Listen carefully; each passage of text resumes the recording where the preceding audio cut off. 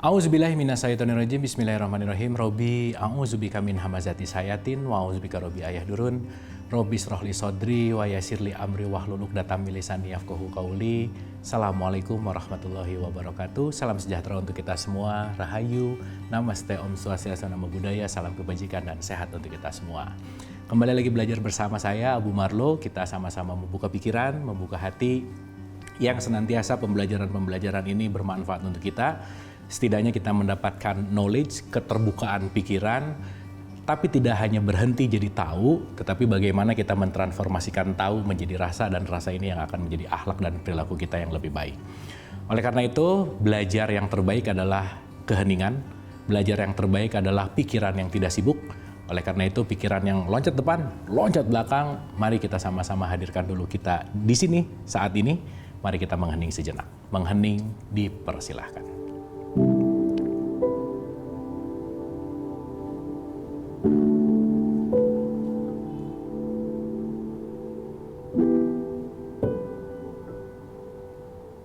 Selesai, terima kasih. Mudah-mudahan kita sudah ada di sini saat ini bersama-sama. Kita sama-sama murid yang sedang belajar. Jadi saya tidak bosan mengingatkan bahwa saya bicara bukan berarti mau menceramahi, bukan mentausiahi, apalagi mengajari gitu ya. Tetapi kita sama-sama belajar, kita sama-sama membuka pikiran, membuka hati, yang mudah-mudahan ada informasi-informasi yang mungkin terupdate, karena kita sama-sama mengerti juga sebanyak-banyak yang kita tahu, lebih banyak yang kita tidak tahu. Kembali kepada fundamental inti, innalillahi wa inna ilaihi rojiun. Tidak bosan kita mengawali dengan ini, karena saya rasa ini adalah pegangan gitu ya, dan ini sangat penting sekali bahwa sadarilah bahwa kita datang dari Dia dan akan kembali ke Dia tentu saja. Saya garis bawahi akan kembali ke Dia. Oleh karena itu, kedatangan kita ke sini sebagai tamu visitor yang sedang belajar di School of Life ini. Kita semua lagi belajar, setiap jam pelajaran, setiap tempat belajar. Siapapun yang hadir ke kita, itu semua pasti mau memberikan pelajaran. Maka mudah-mudahan sudah mulai bukan ngelihat siapa yang datang, tetapi yang dilihat adalah pelajaran apa yang mau disampaikan dari yang datang ini. Sehingga yang kita concern adalah membaca pesan-pesan yang hadir. Karena nanti kita akan mengerti bahwa pesan Tuhan itu tidak hanya dalam bentuk tulisan aja, tetapi semua nanti kita mengerti bahwa ini adalah pesan-pesan. Pesan atau tanda, atau dalam bahasa Arab disebut ayat-ayat. Nah, oleh karena itu, pembelajaran ini juga menghantarkan kita untuk menaiki kesadaran-kesadaran kepada kesadaran yang lebih baik. Mungkin dulu cuma tahu kalau 4 itu hanya 2 tambah 2. Naik lagi akar 16 tahu, oh itu juga 4. Naik lagi log 10.000, itu juga 4. Dan kita akan semakin terbuka kepada sesuatu yang kita belum tahu. Tidak banyak penolakan, tidak banyak konflik, tetapi kita menerima bahwa oh iya ya, ini pesan dihadirkan ke saya, ini pesan dihadirkan ke kita semua. Pasti ada tujuan dari semesta, dari Tuhan, dari Allah. Karena itu semua adalah pembelajaran dalam kehidupan ini. Kita sudah membahas dari mulai syahadat. Kita sudah mulai membahas juga masuk ke dalam esensi sholat, lah, puasa, zakat, haji, kurban, gitu kita udah bahas. Jadi mudah-mudahan ini tidak hanya menjadi ritual. Karena ingat di surat 51 ayat 56, wa ma khalaqtul jinna wal insa illa liya'budun. Kita semua tuh didesain hanya untuk mengabdi. Kita ini hamba, nggak punya apa-apa, nggak bisa apa-apa sebetulnya. Itu ya. Dan mari kita perankan peran yang diberikan oleh Tuhan, oleh Allah kepada kita, sehingga kehidupan ini menjadi kehidupan yang benar-benar sesuai dengan yang direncanakan oleh Allah itu sendiri. Saat ini kita akan membahas hal yang lebih esensial lagi, yang menurut saya ini adalah sesuatu hal yang penting untuk keterbukaan pikiran untuk menerimanya, keterbukaan hati untuk menerimanya, karena ini akan masuk ke dalam esensi yang sangat penting, dan ini saya rasa menjadi satu pembicaraan yang long lasting gitu ya, yaitu berbicara tentang surga dan neraka. Tetapi kali ini tidak akan berbicara surga dan neraka dalam konteks kulit gitu ya. Bukan hanya konteks bahwa oh surga, oh neraka, yang sudah digambarkan bahwa surga ini, neraka ini, dan seterusnya. Dan saya rasa ya kita tahu ya, semua orang kalau ditanya pengen masuk surga pasti. Dan semuanya menghindari neraka gitu. Tetapi nanti kita akan memahami apa sih esensinya surga, apa sih esensinya neraka. Sehingga jangan sampai fokus kita melenceng daripada Tuhan itu sendiri gitu. Karena balik lagi ya, begitu kita beribadah ada keinginan aja untuk mendapatkan surga, apakah itu ikhlas namanya? Jangan-jangan nggak ikhlas. Di mana letak surga dan neraka dalam tanda petik? Apa yang harus kita ketahui tentang surga dan neraka dalam kehidupan ini? Oleh karena itu, mari kita buka pikiran kita seluas-luasnya, buka hati kita seluas-luasnya, kita akan masuk ke dalam esensi surga dan esensi neraka. Boleh dipersiapkan catatannya, kita akan mulai. Nah, penting ya untuk dicatat, siapa tahu ada sesuatu yang penting untuk bisa dipelajari ulang-ulang, dan saya rasa mencatat itu juga akan tetap membuat kita untuk terus belajar. Dan mengingat tentu saja ya, kalau kita mengacu kepada kitab suci Al-Quran misalkan, dan saya rasa di semua kitab suci memiliki esensi yang sama gitu ya, esensinya. Di situ selalu dikatakan, sembahlah aku, di surat 39 ayat 2, dengan memurnikan ketaatan. Memurnikan ketaatan ini dalam bahasa Arab disebut ikhlas. Maka kenapa di Al-Quran 3 surat terakhir itu Al-Ikhlas, Falak, baru An-Nas. Jadi nggak pantas disebut manusia kalau tidak memiliki keikhlasan sebetulnya. Ingat ya, kita udah bahas apa bedanya orang sama manusia gitu. Jadi manusia itu adalah yang murni menjalankan keinginan-keinginan Tuhan. Di situ ada kata murni. Berarti kalau murni nggak ada campuran. Maka ikhlas artinya pure. Ikhlas artinya semurni-murninya. Kalau kita kembali kepada ibadah misalkan, di mana nanti Quran juga mengatakan bahwa balasannya ini, balasannya itu, balasannya ini, balasannya itu, termasuk surga, pahala, dan seterusnya. Tetapi kita jangan salah dalam konteks menuju, karena semuanya kembali kepada niat. Jangan lupa, niat itu terpenting karena dengan niat kita melakukan atas kesadaran itu sendiri gitu. Dan nanti kita akan masuk layer by layer, karena di surat 84 ayat 19 juga dikatakan, kamu melalui tingkat demi tingkat dalam kehidupan. Jadi nanti perspektif 2 tambah 2 lihat surga gimana, perspektif akar 16 lihat surga gimana, perspektif log 10.000 lihat surga gimana. Gitu ya, sehingga nanti kita akan punya lebih luas kesadaran tentang surga dan neraka itu sendiri gitu. Pembelajaran masih akan kita lanjutkan, tetaplah bersama saya. Masih bersama saya Bu Marlo, mari kita lanjutkan pembelajaran. Kalau kita berbicara tentang konteks penyembahan, beribadah, adalah konteks yang namanya pengabdian. Saya rasa kita sepakat deh kalau ada orang meninggal kan kita otomatis gitu ya keluar tuh kata-kata inna lillahi wa inna ilaihi roji'un. Nah, ini kita masuk ke dalam pendewasaan berpikir ya, makanya dengan pertanyaan. Jelas kata-katanya. Semua berasal dari Allah dan akan kembali ke Allah. Clear tuh. Semua dari Allah dan akan kembali ke Allah. Berarti kalau saya mau tanya titik startnya di mana? Ya Allah dong. Oke. Finishnya di mana? Ya Allah. Berarti titik start sama titik finish sama nggak? Iya. Di mana? Di Allah. Menariknya, udah jelas-jelas kalimat ini diulang-ulang, dibaca ulang-ulang lagi, sering banget apalagi. Tapi kadang-kadang tidak disadari kenapa tujuan hari ini ketika ditanya mau kemana, pengen ke surga gitu kira-kira. Kan lucu nih. Kalimatnya ilaihi roji'un kembali ke Allah, tetapi tujuannya pengen ke surga. Gimana nih ceritanya? Itu satu kita renungkan. Ya, kita buka dulu nih pemikiran kita. Supaya nanti insya Allah kita akan belajar ikhlas. Supaya insya Allah kita akan belajar benar-benar ibadahnya tuh murni gitu. Kalau kita dengar kata surga, itu selalu dianalogikan dengan sesuatu yang indah. Kalau kita dengar kata neraka, itu selalu diasosiasikan dengan sesuatu hal yang menyeramkan, menakutkan, dan seterusnya gitu. Nah, tetapi kita akan menyelami satu-satu dulu nih. Karena kalau sekarang kita renungkan, emang kalau kita berpikir dan menganggap masuk surga, yang masuk surga tuh apanya sih? Jangan lupa, yang namanya manusia, yang namanya kita ini punya jasad, jiwa, dan ruh. Terus kalau kita berbicara mati, kan fisik ini hanya kembali ke tanah. Paling mentok fisik ini hanya di tempat pemakaman umum. Clear ya? Dan jangan-jangan ketika kita tidak bisa membedakan yang kembali yang mana, yang pulang yang mana, nggak tahu mana jasad, jiwa sama ruh, pokoknya surga menuju dan seterusnya. Tapi kita lupa bahwa ilaihi rojiun itu yang paling tinggi tuh, kembali kepada Allah. Berdasarkan sejarah, kalau kita mau berbicara, kalau kita melihat Nabi Muhammad yang hadir pada masyarakat saat itu disebut jahiliyah. Jadi, kalau disebut jahiliyah itu, orang jahiliyah itu bukan orang bodoh, bukan orang yang kuno, bukan. Jahil itu artinya orang yang tidak mengenal Tuhan. Maka yang keluar adalah egonya, yang keluar adalah amarahnya, yang keluar adalah sifat-sifat dalam tanda petik setan lah, dalam tanda petik.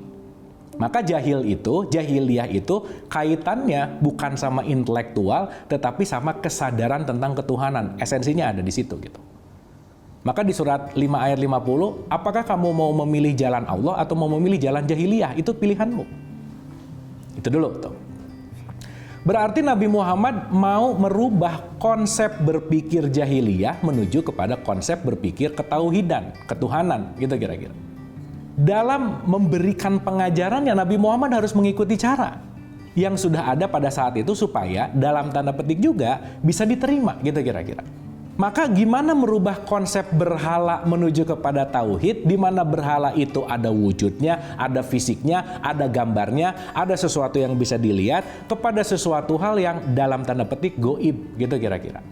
Berarti di situ perlu strategi, berarti di situ perlu penyesuaian sehingga ajarannya bisa diterima pada saat itu. Dan saya rasa ini juga berlaku. Makanya kenapa sih semua nabi dan rasul diturunkan menggunakan bahasa kaumnya? Bahasa kaumnya di sini bukan masalah bahasa verbalnya, yaitu juga dengan budayanya, dengan kebiasaan-kebiasaan local wisdomnya gitu misalkan. Dan itu sangat penting sekali. Itulah kenapa misalkan Islam datang ke Indonesia dengan wayang gitu. Karena waktu itu local wisdomnya adalah wayang. Bahasa kaumnya seperti itu. Kenapa? Agar diterima. Nah sekarang yang menarik adalah mau mengajarkan sesuatu yang tidak tampak, yang esensinya adalah rasa. Itu kan susah banget. Saya kasih contoh sederhana. Semua kata-kata surga di dalam Al-Quran itu dalam bahasa Arab disebut jannah. Nanti ini punya makna yang berbeda banget gitu. Semua kata-kata neraka di dalam Al-Quran nggak ada tuh neraka, nggak ada. Yang ada adalah nar. Nar itu nanti artinya adalah api. Jadi karena udah ada konsep itu dianggap kebiasaan, pokoknya begitu aja kan kita juga perlu memaknai ulang dong. Karena sekali lagi, pemaknaan itu dinamis. Tidak ada yang benar, nggak ada yang absolut. Kita tuh setiap hari berubah, pemaknaan kita tuh berubah. Maka mudah-mudahan dengan pemaknaan ini menambah wawasan sesuatu hal yang meluaskan paradigma kita, supaya kita menerimanya jauh lebih ikhlas pada akhirnya. Oke, sekarang kita renungkan. Jannah itu artinya adalah kebun. Nah, sesimpel itu dulu. Jadi kalau sekarang ada pertanyaan, saya mau ke jannah. Mau kemana? Mau ke kebun. Dan kita harus ngerti ini. Ya, kenapa diartikan kebun? Nanti ada alasan tertentu gitu. Nar itu artinya adalah api. Jadi api itu sering diartikan dengan api neraka. Karena nar itu juga adalah api. Dan nanti kita akan mengerti di dalam konteks yang namanya kitab suci itu banyak sekali yang namanya perumpamaan. Atau yang disebut dengan yang namanya amsal. Misal. Jadi kalau Quran mengatakan sesuatu itu pasti layer by layer tuh pemaknaannya. Karena di situ punya perumpamaan gitu kira-kira. Jelas ya? Itulah kenapa kita harus selalu menggunakan akal. Dan itulah kenapa Quran itu tak lekang oleh waktu. Kenapa? Karena dia basicnya perumpamaan. Kapanpun. Kita udah bahas kemarin. Diumpamakan penyembelihan anaknya Ibrahim. Ibrahim menyembelih Ismail, perumpamaannya disembelih. Perumpamaannya dalam konteks, makanya Quran selalu menggunakan kata sembelihlah sembelihan yang besar. Itu ya, nggak ada kalimat sembelihlah sapi, sembelihlah kambing, sembelihlah apa. Bukan itu poinnya, tetapi sembelihan yang besar di sini semuanya menggunakan perumpamaan. Intinya kurang lebih seperti itu. Nah sekarang yang menarik adalah kalau kita tidak mengerti ini adalah perumpamaan, kita akan melihat ini sebagai literally, letterlek bahwa oh kebun, oh api. Kan nggak gitu poinnya. Pasti ada pemaknaan yang lebih dalam. Pembelajaran masih akan kita lanjutkan, tetaplah bersama saya.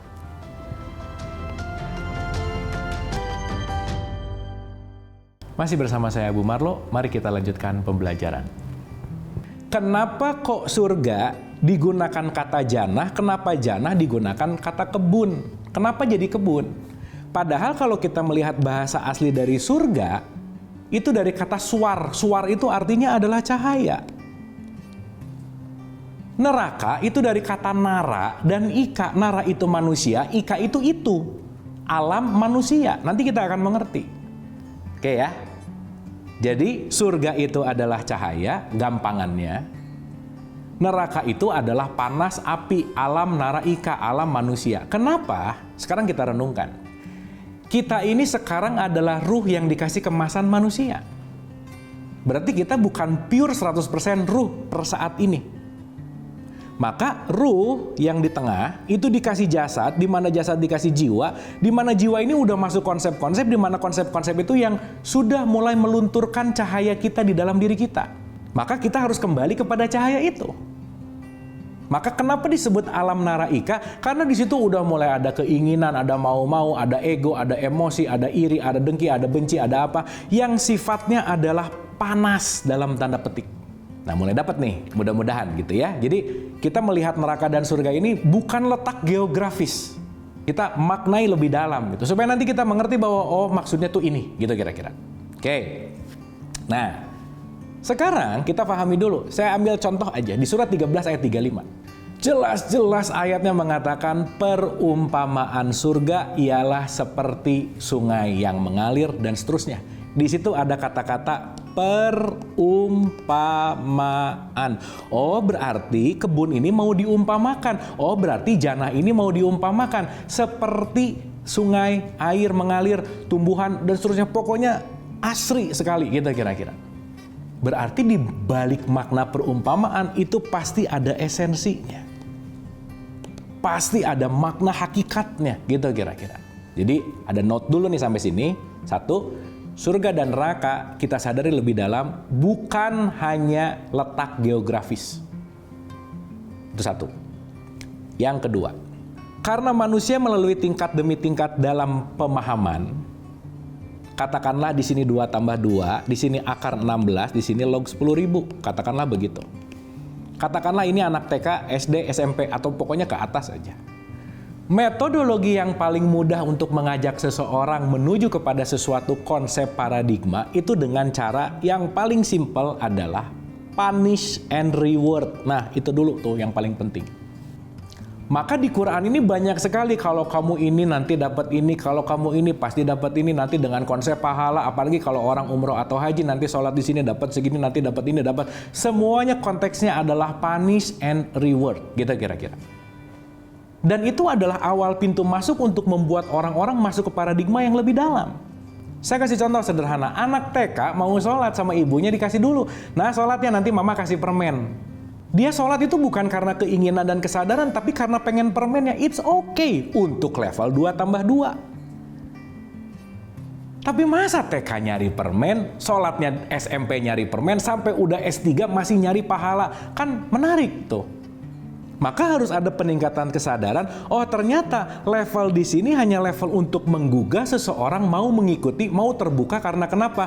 Punish and reward adalah sistem basic yang bisa merubah kesadaran. Itu poin pentingnya. Makanya kenapa digembar-gemborkan? Nanti kalau kamu mengikuti Allah, nanti kamu saya kasih kebun ya, gitu kira-kira. Karena ini berkaitan sama waktu itu di Jazirah Arab itu kering banget, nggak ada kebun. Dan semua orang tuh pengen banget, merindukan banget punya kebun yang di situ ada tanaman, yang di situ ada buah-buahan. Waktu itu tuh kekeringan banget, air mengalir, dan itu adalah sesuatu yang sangat diimpi-impikan oleh masyarakat Arab pada saat itu. Makanya dianalogikan sebagai kebun gitu kira-kira. Ketika konteks ini menjadi suatu kesadaran, maka awalnya mungkin dia mencari kebun, tetapi nanti kita mengerti di surat 9 ayat 72, ingat loh ya, yang paling tinggi itu bukan kamu nyari surganya, tetapi mencari keridhaan Allah. Surga dan neraka itu ada pada level yang namanya kesadaran. Di surat 11, 106, 107 dan seterusnya itu dikatakan, Orang yang di neraka penuh dengan api itu adalah jiwa yang penuh dengan amarah, yang penuh dengan emosi. Disitulah letak di mana neraka berada. Dalam konteks ketika saya jiwanya penuh dengan amarah, ya saya sedang berada dalam lingkungan api yang konteksnya namanya adalah neraka, gitu kira-kira. Tapi ayat itu melanjutkan, dan orang-orang yang bahagia tempatnya adalah di surga. Mudah-mudahan kita mulai mengerti bahwa ini berbicara tentang atmosfer, berbicara tentang kondisi, bukan tempatnya, bukan. Maka di tempat yang ramai ada orang yang bisa merasa kesepian. Di rumah yang mewah ada orang yang bisa merasa nggak punya apa-apa. Karena kenapa? Bukan masalah tempatnya. Karena semua tempat di situ adalah wajah Allah dalam tanda petik. Bagaimana kita bisa dalam konteks memiliki kesadaran, itu yang jauh lebih penting. Ingat waktu kita membahas level jiwa, ada level amarah, ada level lawamah, dan ada level mutmainah. Untuk mudahnya, kalau saya masih di level amarah dan lawamah, itulah yang disebut dengan yang namanya level neraka. Kalau saya sudah masuk ke dalam level mutmainah, itulah yang disebut dengan yang namanya zona surga. Maka surga dan neraka tidak terletak di mana-mana dalam konteks bukan tempatnya, tetapi sikap hati saya, kesadaran saya lagi ada di level mana? Apakah penuh dengan amarah? Atau saya penuh dengan ketenangan? That's it, sesimpel itu gitu. Maka kenapa sih di surat 3 ayat 133, bersegeralah kamu kepada ampunan dari Tuhanmu dan kepada surga yang luasnya seluas langit dan bumi. Di situ dikatakan luas langit dan bumi, dan di bumi ini surga udah ada dalam tanda petik. Karena tempatnya di bumi dalam tanda petik kalau kita berbicara dalam konteks kesadaran. Tapi ambience-nya, saya di ruangan ini ruangan bisa jadi surga buat saya, bisa jadi neraka buat saya, tergantung saya lagi ada di level amarah, lawamah, atau mutmainah. That's it. Maka kalau mau di surga, nomor 1, lepaskan kemelekatan. Nomor 2, amarah, kontrol. Yang ketiga, maafkan orang. Ketika kita melalui puncak, masuk ke dalam puncak ketenangan jiwa kita, disitulah surga kita. Kalau pernah mendengar Rabi'ah Al-Adawiyah, itu salah satu sufi perempuan. Dia bawa ember siang-siang, ditanya, Rabi'ah Al-Adawiyah mau kemana? Saya mau mengguyur neraka supaya apinya padam, saya mau membakar surga supaya orang tidak beribadah nyari surga atau neraka, hanya mencari wajahmu, gitulah kira-kira. Maka mudah-mudahan dengan pengetahuan ini, dengan kesadaran ini, yang kita tuju bukan masalah surga dan neraka, tetapi poinnya hanyalah kembali kepada Allah. Karena kenapa? Inna lillahi wa inna ilaihi roji'un. Allah itu kholik, di luar Allah itu adalah makhluk. Saya adalah makhluk.